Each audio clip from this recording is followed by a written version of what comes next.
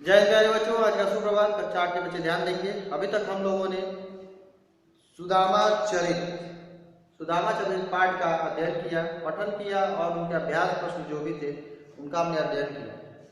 और पठन अभ्यास प्रश्न के उपरांत अब हम आगे बढ़ेंगे पाठ 10 यानी प्रेमचंद जी के साथ 2 दिन। इसमें हम लोगों ने पिछली कक्षा में आधे पाठ का यानी कुछ पैसेज का हमने पठन कर लिया है। उसके पश्चात हम आगे बढ़ेंगे पठन कार्य में।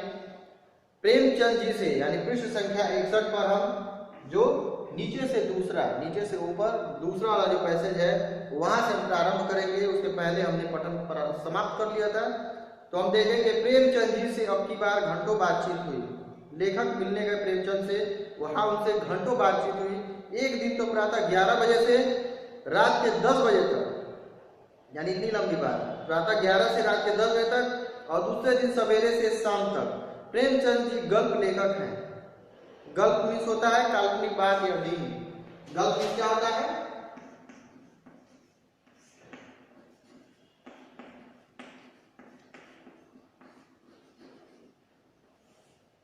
काल्पनिक बात या ढींगे मारना। यानी गल्प लेखक है, वो बातों को घुमा घुमा के उसमें बातों को जोड़ने की कला में क्या थे? माहिर थे। गल्प लेखक है। गप लड़ाने में आनंद आना उनके लिए स्वाभाविक है। भाषा भी बतलावे कि गप शब्द की व्युत्पत्ति गल्प से हुई है या नहीं। भाषा भी बताए कि गप लड़ाना, गप्पे लड़ाना, गप शब्द की व्युत्पत्ति गल्प से हुई है कि नहीं। गल्प मीन्स होता है काल्पनिक यानी व्यर्थ की बातें, ढींग उसी से गप लगाना की उत्पत्ति हुई है कि नहीं। ये भाषा भी बताएंगे, ये लेखक कह रहे हैं। यदि प्रेमचंद जी को अपनी डिक्टेटरी श्रीमती शिवरानी देवी का डर न हो तो वे 24 घंटे यही निष्काम काम कर सकते हैं। डिक्टेटरी यानी तानाशाह की उपमा दी गई है उनकी पत्नी यानी शिवरानी देवी को। तो उनका अगर डर न हो यानी अपनी पत्नी का उन्हें भय न हो, डर न हो, तो वे 24 घंटे यही निष्काम काम यानी बिना किसी मोह माया के, बिना किसी लाभ के या गप लड़ाने का कार्य कर सकते हैं। एक दिन बात करते करते काफी देर हो गई। घड़ी देखी तो पता लगा कि 1:45 बजे है। रोटी का वक्त निकल चुका था। प्रेमचंद जी ने कहा, खैरियत यह है कि घर में ऊपर घड़ी नहीं है, नहीं तो अभी तक अच्छी खासी डांट सुननी पड़ती। घर में एक घड़ी रखना और सो भी अपने पास बात सिद्ध करती है कि पुरुष यदि चाहे तो स्त्री से कहीं ज्यादा चालाक बन सकता है। और प्रेमचंद जी में इस प्रकार का चातुर्य बीज रूप में विद्यमान है ही। खैरियत है, वो क्या कह रहे हैं? घर में ऊपर घड़ी नहीं है, श्रीमती जी के पास घड़ी नहीं है, नहीं तो अभी तक अच्छी खासी को डांट सुननी पड़ती। रात के जो 1:45 बजे है उसके लिए, और रोटी खाने का जो वक्त था यानी डिनर करने का वक्त था, जो रात्रि का भोजन करने का वक्त था वो निकल चुका था। घर में एक घड़ी रखना और सो भी अपने पास ये बात सिद्ध करती है। यानी घर में सिर्फ एक घड़ी उन्होंने रखी थी, वो भी अपने पास रखी थी, अपनी पत्नी के पास नहीं। ये बात कह रहे लेखक सिद्ध करती है कि पुरुष चाहे तो स्त्री से भी ज्यादा चालाक बन सकता है। और प्रेमचंद जी इस प्रकार की चतुरता दिखाने में माहिर थे। प्रेमचंद जी स्वर्गीय कविवर शंकर जी की तरह प्रवास भीरू हैं। यानी उनकी तुलना प्रेमचंद जी किससे की जा रही है? कविवर शंकर जी की तरह प्रवास भीरू हैं, यानी बाहर जाने से डरते हैं।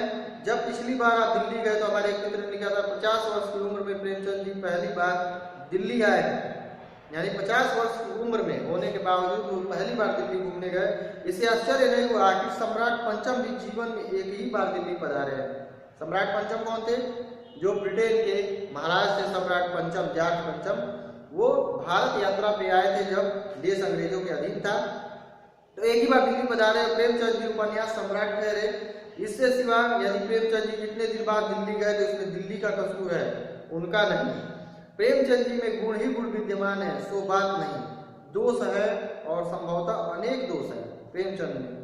एक बार महात्मा जी से किसी ने यही सवाल पूछा था, तो महात्मा जी ने उससे कहा, यह सवाल आप बा यानी कि बा किसको बोलते थे? कस्तूरबा गांधी यानी पत्नी को, बा से पूछिए। श्रीमती शिवरानी देवी से हम प्रार्थना करेंगे कि वे उनके दोषों पर प्रकाश डालें। एक बात तो उन्होंने हमें बतला भी दी कि उनमें प्रबंध शक्ति का बिल्कुल अभाव है, यानी मैनेजमेंट, प्रबंध व्यवस्था यानी मैनेज करना, मैनेजमेंट करना, इस शक्ति का बिल्कुल अभाव है। उनकी पत्नी ने कहा प्रेमचंद जी के बारे में। एक बात तो उन्होंने हमें बतला भी दी कि उनमें प्रबंध शक्ति का बिल्कुल अभाव है। हम ही सी हैं जो इनके घर का इंतजाम कर सकी हैं। यानी वो अपने बारे में तारीफ करती हुई कहती हैं, एक मैं ही हूँ जो इनके घर का इंतजाम और प्रबंध करती हूँ, अन्यथा ये तो इस कार्य में बिल्कुल फ्लॉप है, बिल्कुल अकुशल है। पर इस विषय में श्रीमती सुदर्शन उनसे कहीं आगे बढ़ी हुई हैं। वे सुदर्शन जी के घर का भी प्रबंध नहीं करती, स्वयं सुदर्शन जी का भी प्रबंध करती हैं। यानी सुदर्शन जी जो है वो कौन है? एक लेखक है। उनके बारे में कह रहे हैं कि श्रीमान सुदर्शन जी के एक जो पत्नी है वो घर का प्रबंध नहीं, सुदर्शन जी का भी प्रबंध करती हैं। और कुछ लोगों का तो जिनमें सम्मिलित होने की इच्छा इन पंक्तियों के लेखक की भी है। यह दृढ़ विश्वास है कि श्रीमती सुदर्शन गल्प लिखती हैं और नाम श्रीमान सुदर्शन जी का ही होता है। यानी उनकी पत्नी एक काल्पनिक बातें, गप, कहानियां लिखती हैं और नाम उस लेखक यानी श्री सुदर्शन जी का होता है। प्रेमचंद जी मानसिक स्फूर्ति में चाहे कितने भी अधिक मात्रा में क्यों न हो, शारीरिक पूर्ति का प्राय अभाव है। यानी प्रेमचंद मानसिक रूप से कितने भी तेज हैं, लेकिन शारीरिक रूप से वो उतने सक्षम नहीं है, अक्षम है। उनकी जो शारीरिक गठन है, उनकी शारीरिक क्षमता है वो कम है मानसिक क्षमता के अनुरूप। तो यदि कोई भला आदमी प्रेमचंद जी और सुदर्शन जी को एक कमरे में बंद कर दे तो सुदर्शन जी तिकड़म गिराकर छत से नीचे कूद पड़ेंगे और प्रेमचंद जी वहीं बैठे रहेंगे। ये उनकी स्थिति थी, ये उनकी शारीरिक क्षमता थी। लेखक कह रहे हैं कि अगर सुदर्शन जी जो लेखक है और प्रेमचंद जी को एक साथ बैठा कमरे में बंद कर दिया जाए, सुदर्शन जी उस कमरे से बाहर छत से कूद कर भाग जाएंगे, लेकिन प्रेमचंद वहीं बैठे रहेंगे। यह दूसरी बात है कि प्रेमचंद जी वहां बैठे बैठे कोई गल्प लिख डाले। जम के बैठ जाने में ही प्रेमचंद जी की शक्ति और निर्बलता का मूल स्रोत छिपा है, यानी कमजोरी और उनकी ताकत। प्रेमचंद जी ग्रामों में जमकर बैठ गए और उन्होंने अपने मस्तिष्क के सुपर फाइन कैमरे से, सुपर फाइन होता है उच्च गुणवत्ता,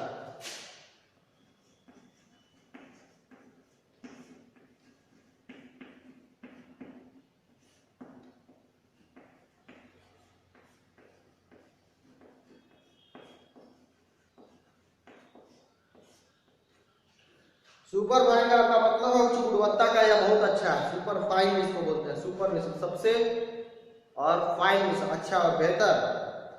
तो सुपर फाइन कैमरे से वहां के चित्र विचित्र जीवन का फिल्म ले लिया है। सुना है इटली की एक लेखिका ग्रेजिया दलिद्दा ने अपने देश में के एक प्रांत विशेष के निवासियों की मनोवृत्ति का ऐसा बढ़िया अध्ययन किया और उसे अपनी पुस्तक में इतनी खूबी के साथ चित्रित कर दिया कि उन्हें नोबेल पुरस्कार मिल गया।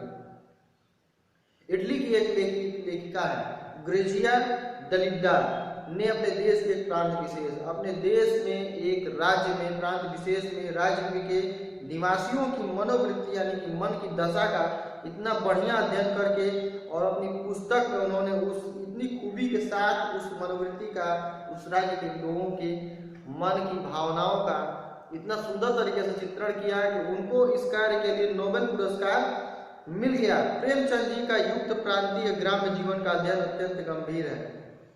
प्रेमचंद जी का ग्राम्य जीवन, जिसके बारे में अक्सर अपनी कथा कहानी में चर्चा करते रहते हैं, वह जीवन अत्यंत गंभीर है, अपने आप में एक गंभीरता लिए हुए है। वहाँ का जनजीवन, वहाँ के लोगों का आचार विचार, व्यवहार, रहन सहन, वेशभूषा, हर एक चीज अपने आप में एक गंभीरता लिए हुए है। ग्रामवासियों के मनोभावों का विश्लेषण इतने ऊंचे दर्जे का है कि इस विषय में अन्य भाषाओं से अच्छे अच्छे लेखक भी उनसे ईर्ष्या कर सकते हैं। गांव के जो छोटे मोटे, जो मध्यम दर्जे के जो पात्र हैं, सामान्य पात्र हैं, उनके विचार उस कहानी में, उस गल्प में, उस काल्पनिक कथा में वो पात्र इतने ऊंचे दर्जे के विचार कभी कभी प्रस्तुत करते हैं जो कि अन्य भाषाओं के लेखक देखकर दंग रह जाते हैं। कहानी लेखकों तथा कहानी लेखन कला के विषय में प्रेमचंद जी से बहुत देर तक बातचीत हुई। उनसे पूछने के लिए कुछ सवाल मैं लिख कर ले गया, लेखक लिख कर ले गया कहानी के संदर्भ में पूछने के लिए। पहला सवाल था कि कहानी लेखन कला के विषय में आपके विचार क्या है।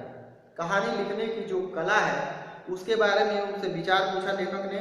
उन्होंने कहा, कहानी लेखन कला के विषय में मैं क्या बतलाऊं, हम कहानी लिखते हैं, दूसरे लोग पढ़ते हैं, और क्या कहूं। यानी उन्होंने कहा कि हम तो कहानी बस लिखते हैं, दूसरे लोग पढ़ते हैं, यानी दूसरे लोग उसे अपनी रुचि के अनुसार पढ़ते हैं, उसे अपने योग्य समझते हैं, इसमें मैं क्या कर सकता हूँ।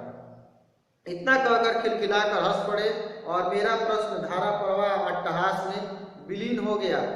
इतना बोलकर प्रेमचंद हंसने लगे। उनकी हंसी में जो लेखक का प्रश्न था वो गुम हो गया, खो गया। दरअसल बात यह थी कि प्रेमचंद जी की सम्मति में वे सवाल ऐसे थे जिन पर अलग अलग निबंध लिखे जा सकते थे। प्रश्न, हिंदी कहानी लेखन की प्रगति कैसी है? क्या यह स्वस्थ या उन्नतिशील मार्ग पर है? तो इसका उत्तर है प्रेमचंद जी के द्वारा बहुत अच्छी प्रगति है, पर यह सवाल ऐसा नहीं है कि इसका जवाब ऑफ हैंड दिया जा सके। यानी कहानी लेखन के क्षेत्र में ये जो प्रश्न उन्होंने किया लेखक ने प्रेमचंद जी से, तो उन्होंने कहा कि कहानी लेखन की जो प्रगति है वो अच्छी है, लेकिन यह सवाल जो आपने पूछा है कहानी लेखन के बारे में कि क्या यह स्वस्थ और उन्नतिशील मार्ग पर है, इसके बारे में तुरंत सोचकर जवाब नहीं दिया जा सकता। यानी ऑफ हैंड जवाब नहीं दिया जा सकता। ऑफ हैंड एक इंग्लिश शब्द है।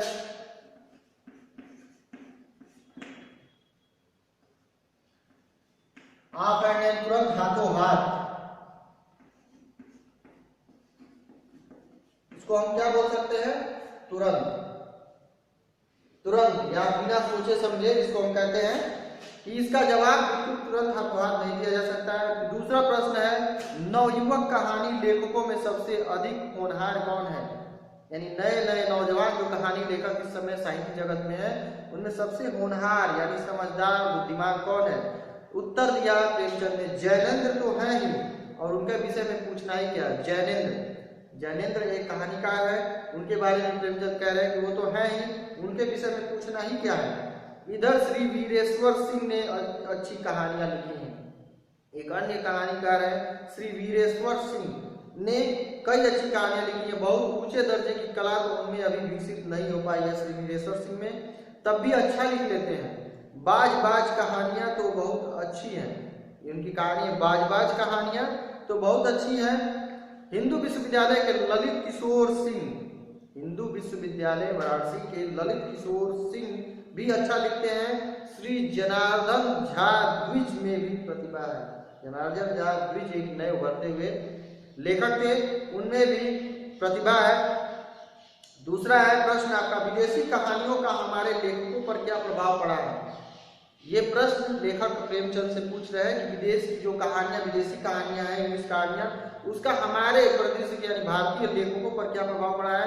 तो उत्तर प्रेमचंद दे रहे हैं कि हम लोगों ने जितनी कहानियां पढ़ी हैं उनमें रशियन कहानियों का ही सबसे अधिक प्रभाव पड़ा है।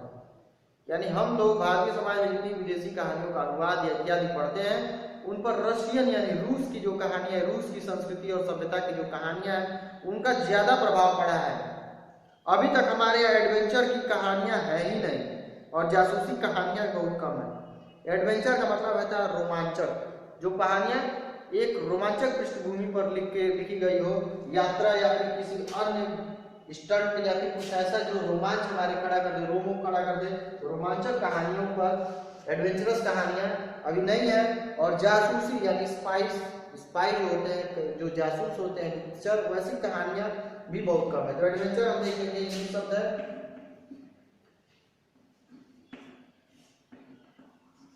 एडवेंचर रोमांचक।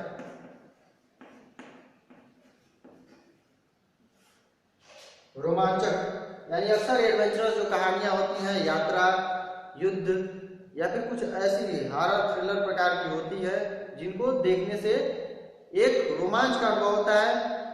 जो भी है वे मौलिक नहीं है। कैरन डायल अथवा कई अन्य कहानियों की छाया मात्र है।